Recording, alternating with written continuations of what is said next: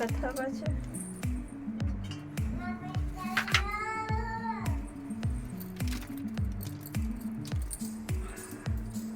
आ गया बेटा। आइयो सबको। और आप सबको हरितालिका तीज की बधाई हो। सबको बहुत बहुत नमस्ते। और देखिए ये मेरे हस्बैंड जी आ गए हैं और मेरी पूजा हो चुकी है और मेरी पूजा बहुत अच्छे से हो गई है। और मैं ये पूजा निर्जला रहती हूँ। तो ये देखिए मैंने कैसा गेटअप लिया है। ये मेरी शादी की साड़ी है।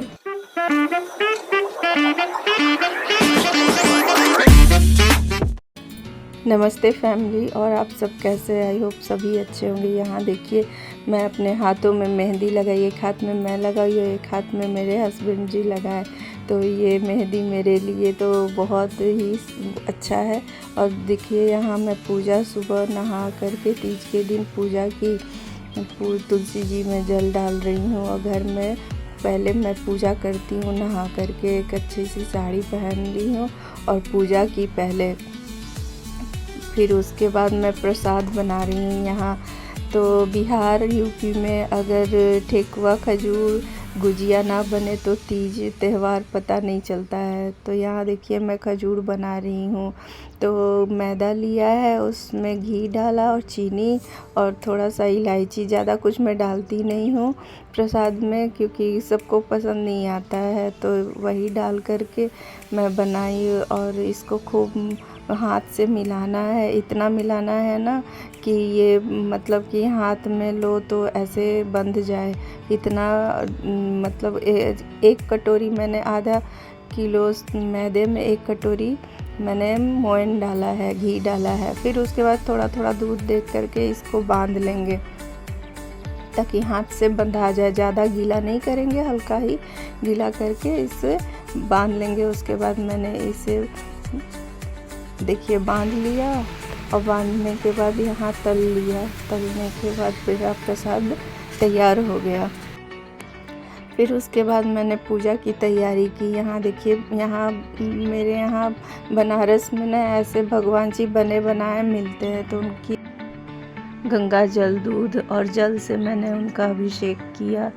अभिषेक करने के बाद फिर उनको रोड़ी चंदन का टीका लगाया और उन माता को चुन्नी, भगवान जी को जनेऊ चढ़ाया, फल मिठाई सब चढ़ाया। उनको प्रसाद बना करके जो मैं बनाई थी वो भी चढ़ाई उनको। और फिर उसके बाद दिया बाती का की। तो इस तरह से पूजा मेरी शुरू हो गई। ये पूजा मैं निर्जला करती हूँ, इसमें पानी नहीं पिया जाता। हाँ अगर हेल्थ इशू कोई है तो आप रात में चांद देख करके पानी पी सकते हैं। और यहाँ देखिए दिया बाती करने का मैं माता जी के लिए भी बेली फूल का गजरा मंगाती हूँ और उनको भी चढ़ाती हूँ और फिर उनको फूल से सजाया। इस पूजा में जितने भी ऋतु फल मिलते हैं उन सभी को चढ़ाया जाता है। तो बांस के पात्र में एक में मैं दान करने के लिए रखती हूँ और दूसरे में मैं पार्वती जी का सब श्रृंगार का चढ़ाती हूँ। दान पात्र में भी सब चीज़ रहता है। साथ में थोड़े से अनाज भी मैं रखती हूँ, जैसे चावल आलू दाल डाल करके और पैसे डाल करके मैं पंडित जी को दान देती हूँ। यहाँ देखिए मैंने माता जी को श्रृंगार चढ़ाया। फिर कथा बाची। कथा पढ़ते समय ना मैं बहुत वो इमोशनल हो जाती हूँ। मुझे ये कथा जब भी मैं पढ़ती हूँ तो मैं सोचती हूँ कि माता जी ने कितने कष्ट करके ये व्रत किया था और आज हम भी कर रहे हैं उसी व्रत को। तो बड़ा अच्छा लगता है करने में। तो इस तरह से मैंने सारी पूजा की। पूजा करने के बाद कथा सुनी। कथा मैं खुद से करती हूँ। इस पूजा में ना रात में सोया नहीं जाता है। तो रात में गाना बजा के भक्ति गाना फिर मैं इनकी आराधना करती हूँ। कथा सुनने के बाद फिर मैं उनकी आरती उतारी, आरती करने लगी।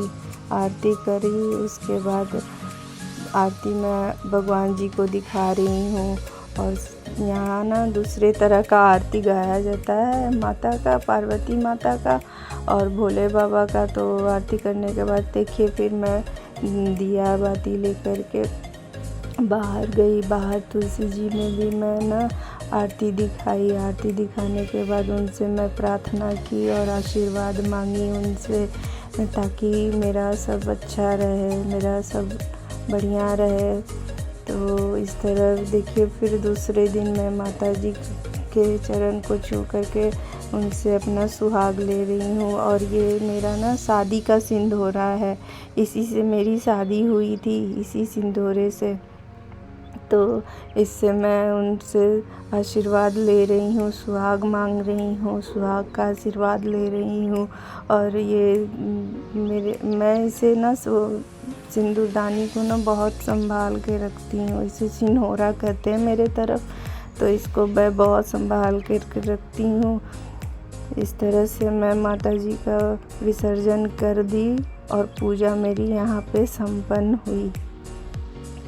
तो पूजा करने के बाद ना फिर मैं माँ से आशीर्वाद ली कि सब अच्छा रहे, सब कुछ सब बढ़िया रहे।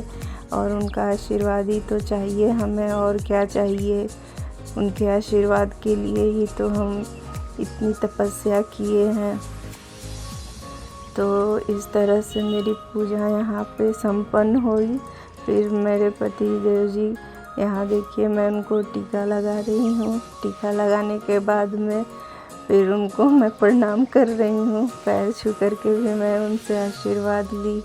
फिर वो यहाँ ना मेरे तरफ सांवा के सत्तू से मुँह जूठा किया जाता है, तो ये मुझे ना सांवा का सत्तू खिला रहे हैं।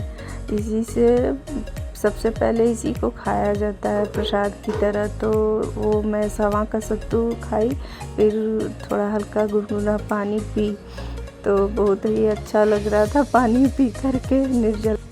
फिर उसके बाद मैं खाना बनाई। खाने में देखिए मैंने क्या क्या बनाया है। Okay friends, bye bye. Please support करें।